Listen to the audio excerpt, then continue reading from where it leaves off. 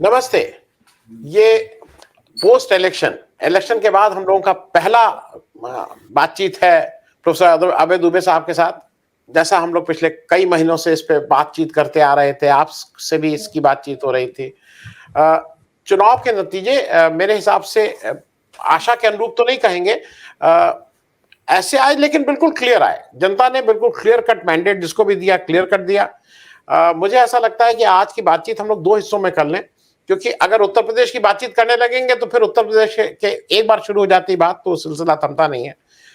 पंजाब में जैसा मैंडेट आया है, और पंजाब में एक बहुत वोट फॉर चेंज जिसको बोलते हैं वो पंजाब में हुआ है, तो उसका एक बार बात कर लें और फिर उत्तर प्रदेश में आएंगे। अबे दुबे साहब, ये बताएं, पंजाब में जिस तरह से सारे मुख्यमंत्रियों को रिजेक्ट किया गया, मतलब कोई प्रेजेंट नहीं, पास्ट प्रेजेंट कई बार, मतलब सबको उन्होंने रिजेक्ट किया, और आम आदमी पार्टी को जिस तरह का मैंडेट दिया बिल्कुल क्लियर, उसमें कहीं कोई दिक्कत नहीं। भगवंत मान को जिस तरह का उनको भी मैंडेट मिला, उनको भी ठीक से जिताया। पंजाब के इलेक्शन के बारे में क्या कहेंगे? अगर आप आम आदमी पार्टी के राजनीतिक इतिहास के ऊपर देखें तो आपको नजर आएगा कि उसने पिछले 2 चुनाव और ये चुनाव मिलाकर एक ही शैली में जीते हैं। वो उसके जो विपक्षी होते हैं उनका मटिया मैट हो जाता है, उनको सीटें मिलना मुश्किल हो जाती हैं और वो बिल्कुल साधारण स्थिति हो जाती है उनकी। दिल्ली के चुनाव में 2 बार आम आदमी पार्टी, भारतीय जनता पार्टी और कांग्रेस का यही हश्र कर चुकी है, और पंजाब के चुनाव में भी उसने जितनी भी वहां ताकतें थी उन सबका यही असर किया। उसमें कांग्रेस प्रमुख ताकत थी, अकाली दल एक बहुत बड़ी और पारंपरिक पार्टी है, बहुजन समाज पार्टी है, सब बड़ी बड़ी पार्टियां हैं जो आम आदमी पार्टी ज्यादा पुरानी है और ऐतिहासिक दृष्टि से मजबूत रही हैं। इन्हें बड़ी बड़ी राजनीतिक सफलताएं प्राप्त हो चुकी हैं। ऐसा क्यों होता है? मेरा मानना यह है कि जो पुराना जो पार्टी सिस्टम है उससे निराशा, और उस पार्टी सिस्टम के जो पुराने खिलाड़ी थे उनकी लगातार विफलताएं, जनता की उम्मीदों पर न खरे उतर पाने का कारण, और जनता के सामने जो पहले मजबूरी थी कि वो मजबूर थी कि अकाली दल और कांग्रेस में से किसी एक को ही उसे चुनना है। एक बार अकाली दल को चुना जाता था, एक बार कांग्रेस को चुना जाता था। इसी तरीके से जिसको राजनारायण जी कहते थे कि रोटी तवे पे उलटती पलटती रहती है। तो उस तरह से वो जनता करती रहती थी। जैसे ही तीसरा विकल्प उसके पास आया, तो पिछले चुनाव में भी जनता ने उस तीसरे विकल्प को मुख्य विपक्षी दल तो बना ही दिया था, और उसके बाद कांग्रेस को एक मौका और मिला, और उसके बाद फिर आप देख ही सकते हैं कि परिवर्तन की ऐसी लहर आई जिसने आम आदमी पार्टी को छोड़कर बाकी सारे राजनीतिक दलों को पूरी तरीके से ध्वस्त कर दिया। अब इसमें और भी कुछ कारण हैं जिनके ऊपर हमें गौर करना चाहिए। पहला कारण तो यह है कि अकाली दल बेअदबी वाले मामले से उबर नहीं पाया है, वरना ऐसा कोई पंजाब का गांव नहीं है जहां पे अकाली दल के कार्यकर्ता ना हो और जहां पे अकाली दल की राजनीतिक शक्तियां ना हो। और वो पंजाब के जाट सिख किसानों की सबसे बड़ी और पुरानी ऐतिहासिक पार्टी रही है। किसान आंदोलन के प्रभाव के कारण अकाली दल और भारतीय जनता पार्टी के बीच में से संबंध टूट गया। उसके टूट जाने के कारण भाजपा भी कमजोर हो गई, क्योंकि वो केवल शहर के हिंदू व्यापारियों की पार्टी थी। तो अकाली दल के साथ मिलकर उसकी कुछ राजनीति बनती थी, वो राजनीति भाजपा की भी खत्म हो गई, और अकाली दल की राजनीति भी कमजोर हुई। उसे जो हिंदू व्यापारियों का समर्थन मिल जाता था भाजपा के जरिए, उससे उसकी कुछ राजनीति का सांप्रदायिक रंग कम होकर उसमें कुछ सेकुलर रंग भी मिल जाता था। आप देखिए, दो भिन्न भिन्न संप्रदायों की नुमाइंदगी करने वाली सांप्रदायिक पार्टियां, अकाली दल भी सांप्रदायिक पार्टी और भाजपा भी सांप्रदायिक पार्टी है। जब वो दोनों मिलती हैं तो दो भिन्न समुदायों के बीच में, दो भिन्न संप्रदायों के बीच में गठजोड़ होता है, और उससे स्थिति उतनी सांप्रदायिक नहीं रह जाती। ये भी भारतीय राजनीति की एक विशेषता है, इस पर हम लोगों को गौर करनी चाहिए। अकाली दल और भाजपा के मिलने से ये होता था। बहरहाल किसान आंदोलन के कारण वो भी चीज खत्म हो गई। और उसके बाद में मैं कहूंगा कि प्रियंका गांधी ने और राहुल गांधी के साथ मिलकर कैप्टन अमरिंदर सिंह, जो कांग्रेस के नेता थे, जिनकी वजह से कांग्रेस पिछले दिनों लगातार वहां चुनाव जीतती रही थी, मोदी की आंधी में भी कांग्रेस को पंजाब में टिका पाने में अगर नेतृत्वकारी भूमिका किसी की थी तो वो कैप्टन अमरिंदर सिंह की थी। ये दोनों भाई बहन उनको सख्त नापसंद करते थे। सोनिया गांधी कुछ कुछ पसंद करती थी, वो उनका साथ देती थी, लेकिन सोनिया गांधी बीमारी के बाद से लगभग रिटायरमेंट के मोड में है और वो तो केवल अध्यक्ष पद, कार्यकारी अध्यक्ष बनी हुई है। तो सोनिया गांधी इन दोनों भाई बहनों को नहीं रोक पाई। इन्होंने नवजोत सिंह सिद्धू नाम के एक भस्मासुर किस्म के राजनेता को लिया और उससे अमरिंदर सिंह का राजनीतिक वध करवाया। मैं इसको राजनीतिक वध कहूंगा, वो उन्हें करवाया। अमरिंदर सिंह को कांग्रेस छोड़ देनी पड़ी, मुख्यमंत्री पद छोड़ देना पड़ा, बहुत अपमानित होना पड़ा उनको। और उसके बाद सिद्धू को लगा कि शायद उनसे बड़ा नेता कोई है ही नहीं। अमरिंदर सिंह को खत्म करने के बाद में फिर सिद्धू मुख्यमंत्री पद के दावेदार हो गए और परिस्थितियां धीरे धीरे कांग्रेस आला कमान के हाथ से निकल गई। तो अभी एक टीवी चैनल पर चेतन भगत मेरे साथ बैठे हुए थे जब आम आदमी पार्टी जब एग्जिट पोल ने कहा कि आम आदमी पार्टी पंजाब को स्वीप करने जा रही है, तो चेतन भगत ने कहा कि आम आदमी पार्टी को चाहिए कि वो 3 गुलदस्ते खरीदे और एक गुलदस्ता वो चन्नी साहब को भेंट करे, एक गुलदस्ता सिद्धू साहब को भेंट करे और एक गुलदस्ता कैप्टन अमरिंदर सिंह को भेंट करे। उसकी वजह से उसको इतना आगे बढ़ने का मौका मिल पाया। तो मैंने उसके जवाब में कहा कि 3 गुलदस्ते खरीदने की क्या जरूरत है, पैसे की बर्बादी है, गुलदस्ता एक ही खरीदा जाना चाहिए और सीधे सीधे प्रियंका गांधी को भेंट कर दिया जाना चाहिए कि प्रियंका गांधी ने कांग्रेस की जो संभावनाएं थी, आज से 1 साल पहले कांग्रेस की संभावनाएं इतनी खराब नहीं थी, उसके खराब एंटी इनकम्बेंसी बन रही थी, लेकिन इतनी खराब संभावनाएं नहीं थी। कांग्रेस की जो संभावनाएं थी उनको पूरी तरह नष्ट करने का काम अगर किसी ने किया है तो प्रियंका गांधी ने किया है। पंजाब कांग्रेस का संकट चंडीगढ़ या अमृतसर में नहीं मैन्युफैक्चर हुआ, मैं बार बार इस बात को कहता हूं, वो 10 जनपद में दिल्ली में मैन्युफैक्चर हुआ।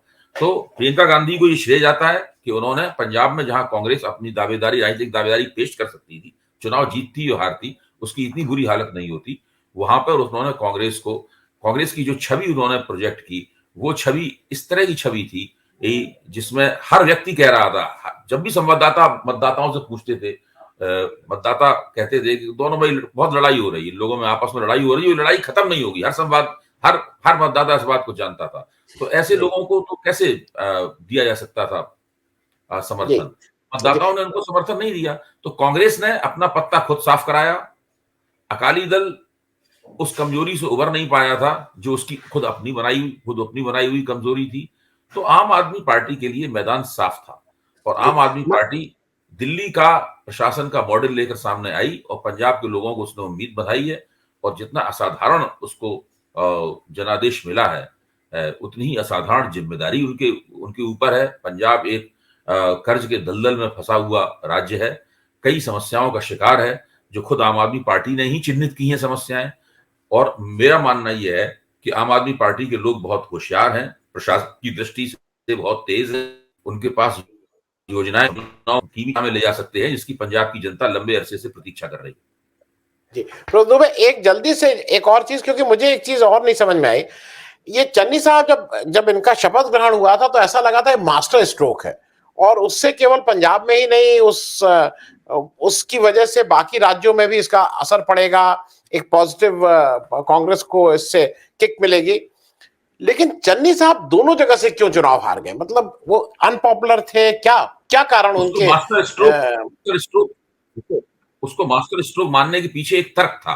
वो तर्क ये था कि पंजाब के अंदर 32 से लेकर 36% के आसपास दलित वोटों की दलित आबादी है।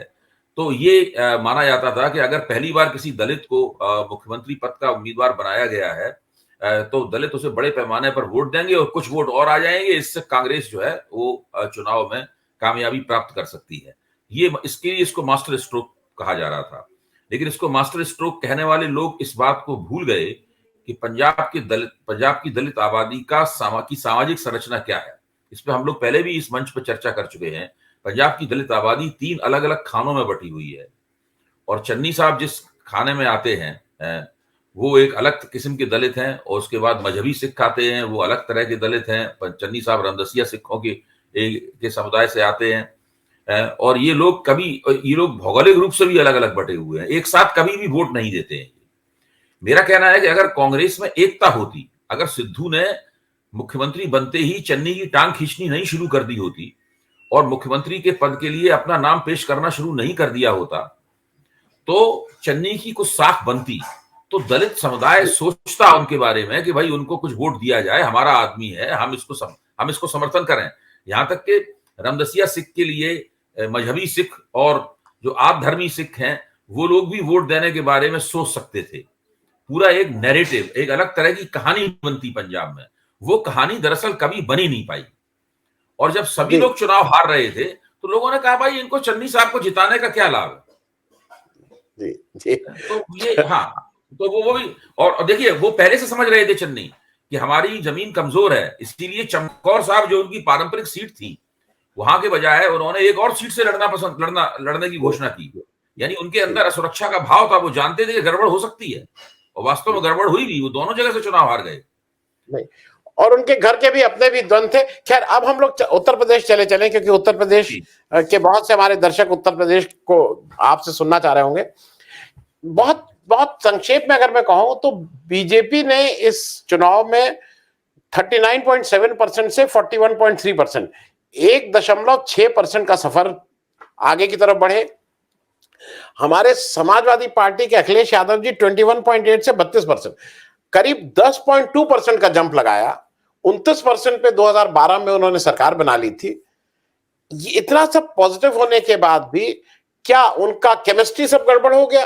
क्योंकि देखिए बहुत हम लोग एक छोटा सा कार्यक्रम करते हैं, इस विषय पे बहुत ज्यादा बोला जा सकता है, मैं बहुत संक्षेप में अपनी बात कहूंगा, और आगे कभी मौका मिलेगा तो हम लोग बार बार इस विषय को छेड़ेंगे और इसके नए नए पहलुओं की चर्चा करेंगे।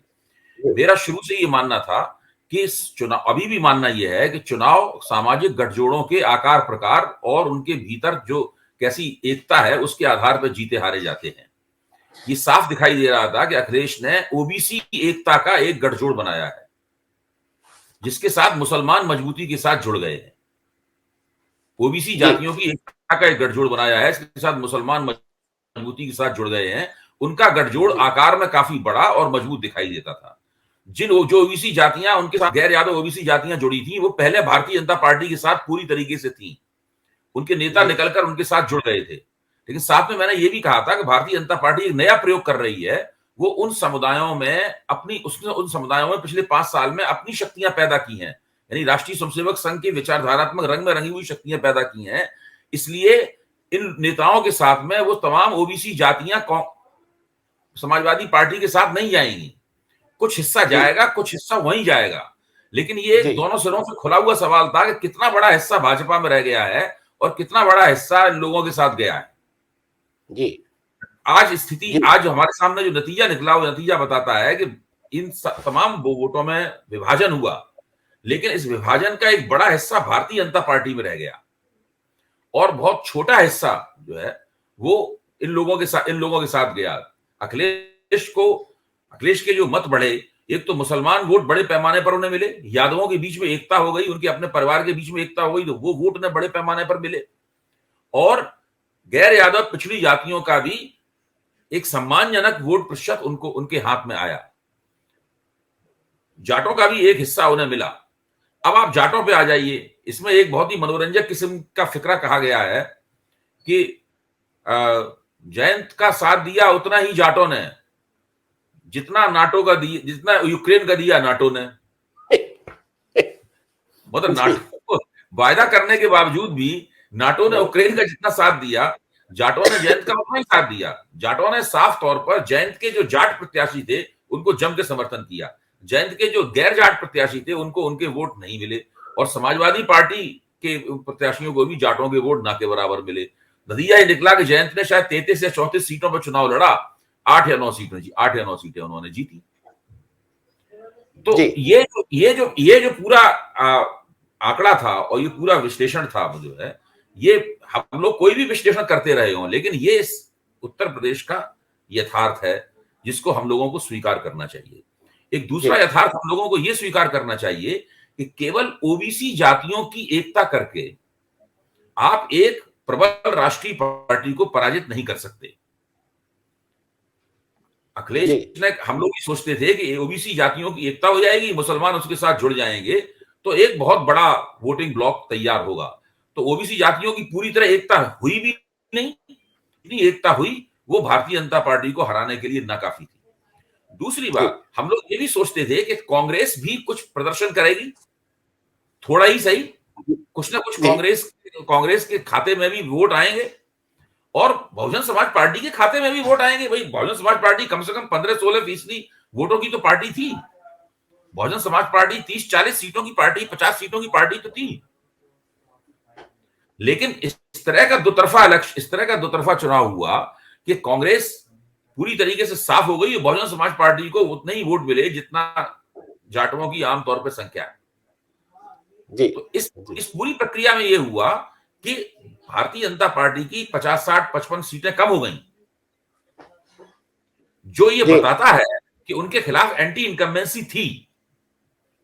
यानी पहले से ज्यादा वोट मिलने के बावजूद भी उनकी सीटें, कोई ऐसा नहीं सीटें भी उनकी बढ़ गई हो। जी पहले उन्होंने 12 सीटें जीती थी। इस बार तो उनकी करीब 50-60 सीटें कम हुई कि नहीं हुई। जी तो उनके खिलाफ एंटी इनकम्बेंसी थी, लेकिन उस एंटी इनकम्बेंसी का स्तर इतना बड़ा नहीं था कि वो बुरी तरीके से 150, 125, 150 सीटें कम हो जाती। जी और वो हमेशा उनका जो मतदान प्रतिशत था, वो मतदान प्रतिशत कम नहीं हुआ, क्योंकि ऊंची जातियों की गोलबंदी उनके पक्ष में मजबूती के साथ बनी रही। जो ब्राह्मण वोट भी टूटे, वो बहुत ना के बराबर टूटे। एक लोकल इंटेलिजेंस यूनिट का एक सर्वेक्षण है, आपके पास भी आया होगा, ना आया होगा तो मैं आपको भेज दूंगा।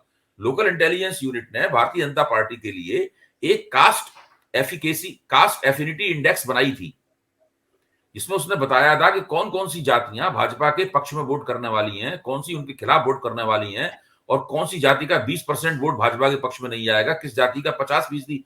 बाकायदा इसमें टेबल, जैसे सेफोलॉजी की तरह उन्होंने बाकायदा तालिकाएं वगैरह बनाई थी। भारतीय जनता पार्टी ने उसको स्वीकार किया और उसको प्रकाशित करके अपने कार्यकर्ताओं वगैरह में वितरित भी किया।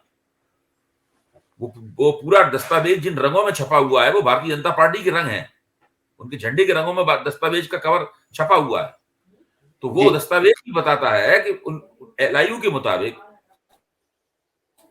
जी ब्राह्मणों के 20 से 25% वोट भाजपा को नहीं मिले। वो लोग ये मानते थे इतने वोट नहीं मिलेंगे, लेकिन 75% वोट भाजपा को मिलेंगे। इसके बाद उन्होंने 26 जातियां गिनाई हैं जिसके वोट उनका मानना था कि भाजपा को पूरी तरीके से मिलेंगे। यादवों मुसलमानों के वोट बिल्कुल नहीं मिलेंगे। जाटों और गुर्जरों के और कुछ दूसरी जातियों के वोटों के बारे में उनका मानना था कि केवल 50-50% ही मिलेंगे, 50% भाजपा को मिलेंगे, 50 उनके खिलाफ जाएंगे। तो मैं बता रहा हूं कि भाजपा के रणनीतिकारों को यह अनुमान था इस तरह का कि ये सब कुछ होने वाला। यानी साफ उनके सामने जाहिर था कि उनका जो सामाजिक गठजोड़ है उसमें से वोटों का लीकेज हो रहा है। ये शब्द लगातार मैं इस्तेमाल करता रहा हूं कि वो गठजोड़ श्रिंक भी हुआ और उसके अंदर वोटों का लीकेज भी हुआ।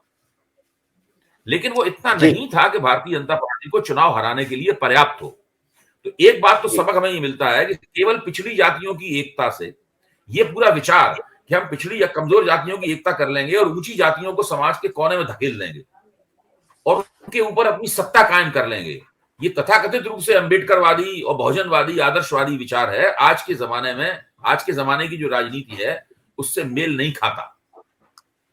एक ऐसी जी पार्टी जो कमजोर जातियों और ऊंची जातियों की एकता बनाने की लगातार कोशिश कर रही है, उसका अपना वैचारिक प्रतिमान है। वो हमें पसंद हो या ना हो, ये अलग बात है।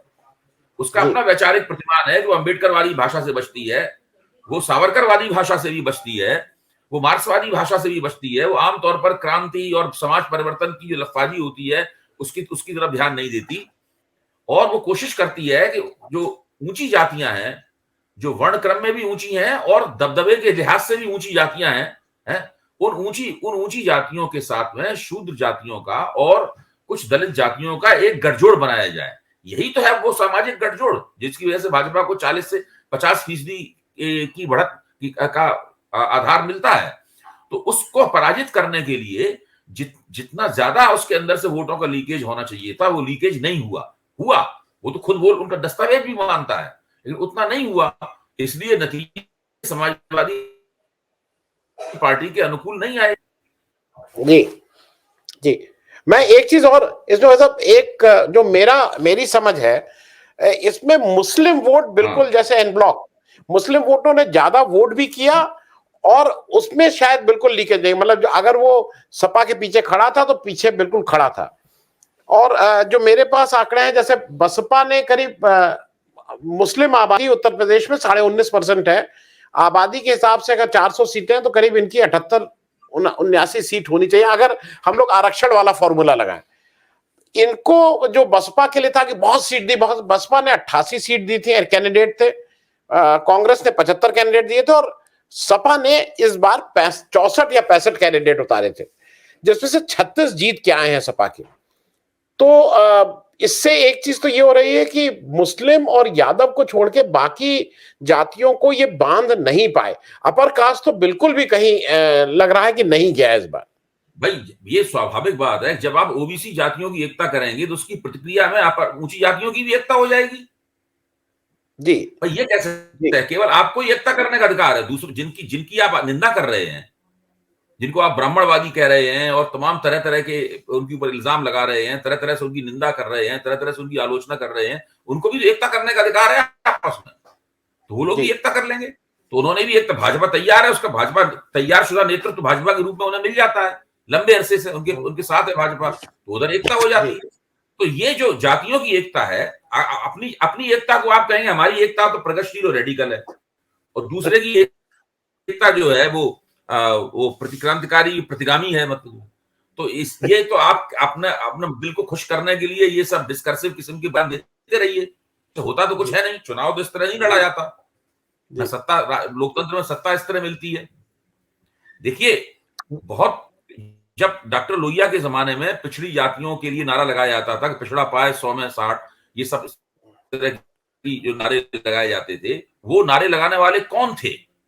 वो नारे लगाने वालों में आप पाएंगे कि बहुत सारे लोग ऊंची जातियों से आते थे।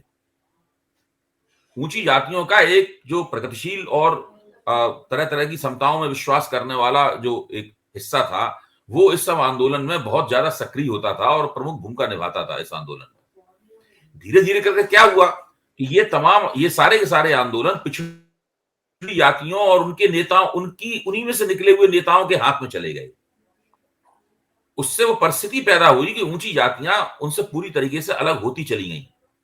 आपको दिन रात ऊंची जातियों को गाली देना है, तो वो उनकी सबकी एकता हो जाती है, और आप दिल को खुश करने के लिए कहते रहिए कि भाई हम सेकुलर हैं, हम समता में विश्वास करते हैं। और आप तो जानते ही हैं कि जब इन लोगों को सत्ता मिलती है तो उनका आचरण किस तरह का होता है, वो भी अपने आप में एक समस्या है। तो उस सब की वजह से भी इनके खिलाफ लोकतांत्रिक राजनीति में एक मजबूत तर्क विकसित होता है, जिसका लाभ भारतीय जनता पार्टी को मिलता है। जी, मैं एक चलते चलते एक अंतिम प्रश्न है साहब, एक नया ग्रुप बना है लाभार्थी का, इस बार बेनिफिशियरी की बात करना है। देखिए, लाभार्थी हरदम होते थे पिछले 30-40 साल से, विधवा पेंशन, वृद्धा पेंशन, विकलांग पेंशन, 1 रुपया किलो अनाज, ये सब तो होता था, लेकिन उसको फॉर्मलाइज करके उसका वो एक निकाल के, जिसको बोलते हैं उसकी लिस्ट निकाल के और उनको नॉक करने का काम भाजपा ने बहुत बखूबी किया है। तो ये आने वाले दिनों में आप इसको कैसे देख रहे हैं? कह रहा हूं आनंद जी, मैं पिछले 3 महीने से विभिन्न मंचों पे एक ही बात बार बार कह रहा हूं कि ये नया लाभार्थी वर्ग बना है, भारतीय जनता पार्टी को इस पर बहुत भरोसा है। भारतीय जनता पार्टी मानती है कि हम नागरिक को लाभार्थी, जरूरतमंद नागरिक को लाभार्थी बना सकते हैं और लाभार्थी को अपने वोटर में बदल सकते हैं। मैं अभी भी मानता हूं कि यादवों में जो लाभार्थी बने थे उन्होंने भारतीय जनता पार्टी को वोट नहीं दिया होगा। मैं अभी भी मानता हूं कि जाटवों में जो लाभार्थी बने थे उन्होंने नहीं दिया होगा। देखिए, राजभर की पार्टी ने भी कुछ सीटें जीती हैं, उनका निजी तौर पर हश्र भी हुआ है, तो वो इसका मतलब राजभरों में भी लाभार्थी चेतना वाला मामला नहीं चला, लेकिन लाभार्थी चेतना वाला मामला चला है और बहुत सी बिरादरियों में चला है। जो बिरादरियों का जो बेस वोट था, जो हमारे मित्र बद्री नारायण कहते हैं कि बिरादरियों का जो बेस वोट था, उस बेस वोट में तो नहीं चला, लेकिन यहाँ पर छोटी छोटी बहुत सी बिरादरियां होती हैं, उनमें उनके हम नाम गिना सकते हैं यहाँ पर, उससे कोई यहाँ लाभ नहीं होगा विशेष, उनमें वो लाभार्थी वाला मामला चला। तो ये इससे एक पूरा माहौल भी बना और इस चीज ने भारतीय जनता पार्टी के पक्ष में काफी काम किया है। आगे जाके इसके ऊपर रिसर्च करनी होगी सब लोगों को कि भाई ये सब कैसे हो रहा है, क्या हो रहा है। अब क्या सरकार उस मुफ्त अनाज को बांटना जारी रखेगी? नहीं, ऐसी चर्चा है, बात होगी जी। चर्चा ये है कि नहीं, इसको शायद कंटिन्यू किया जाएगा और कुछ जगह से काट पीट करके या महंगाई को बढ़ा के या टैक्स लगा के, क्योंकि ये एक ऐसा चीज है जो जी देखिए, ये नवंबर के बाद से दिसंबर, जनवरी और फरवरी, मार्च, इन 4 महीने में इसको जारी रखने में 54,000 करोड़ रुपए सरकार के खर्च हो गए। ये कोई छोटी मोटी रकम नहीं है। अगर इसको ये जारी रखना चाहते हैं लंबे अरसे के लिए, तो इन्हें पूरी स्कीम को नए सिरे से करना होगा, उसमें तय करना होगा किनको ही लाभ मिलेगा, किनको नहीं लाभ मिलेगा, कितना देंगे, कितना नहीं देंगे और पैसा कहां से आएगा। ये सब बहुत बड़े बहुत बड़े इसमें मुद्दे शामिल हैं इसके अंदर। जी, बस चलते चलते एक बहुत ही मतलब संक्षेप में एक मोदी जी एक और चीज कह रहे हैं कि महिलाओं ने उनको बहुत वोट दिया है। ये नैरेटिव है कि आपको लगता है कि महिलाओं ने ज्यादा मोदी जी को पसंद किया है? नहीं, ये तो एक तथ्य है कि सारे देश में भारतीय जनता पार्टी महिलाओं के वोट कांग्रेस के मुकाबले या किसी भी दूसरी पार्टी के मुकाबले ज्यादा प्राप्त करती है। एक जमाने में मतलब मोदी के उभरने से पहले कांग्रेस को महिलाओं के समर्थन ज्यादा मिलता था, लेकिन अटल बिहारी वाजपेयी के जमाने में भी, जब अटल बिहारी वाजपेयी सत्ता में थे, उस वक्त भी कांग्रेस महिलाओं के ज्यादा वोट भाजपा के मुकाबले प्राप्त करती थी। लेकिन मोदी के बाद में ये वोट भाजपा को ज्यादा मिलने लगे। एक तो भाजपा को वैसे भी स्त्रियों का वोट प्रतिशत में ज्यादा मिलता है, फिर उसके बाद में जो लाभार्थी वाला मुद्दा है और कानून व्यवस्था वाला मुद्दा है, उसने भाजपा के पहले से ही ज्यादा वोटों में कुछ इजाफा और भी किया है। जी, आज एक पॉजिटिव नोट के साथ बंद कर रहा हूं कि मुझे एक बात मोदी जी की बहुत ही अच्छी लगती है, और अगर आप पावर पॉलिटिक्स में हैं, एक तो उनमें गजब की एनर्जी है, और आज वो ऑलरेडी गुजरात पहुंच गए, अगले इलेक्शन का उन्होंने रोड शो और ये अच्छी चीज, अगर आप पावर पॉलिटिक्स में तो बहुत फोकस्ड है। मैं कंक्लूड इस उससे करूं कि मोदी जी से कुछ इंस्पिरेशन लेते हुए 2024 के मद्देनजर ये जो आप बातें कह रहे हैं सामाजिक ये कैसे होंगे, इसको कैसे बैलेंस करेंगे, इस पे भी चर्चा करेंगे। बहुत बहुत धन्यवाद प्रोफेसर साहब ज्वाइन करने के लिए। Thank you so much. बहुत बहुत धन्यवाद।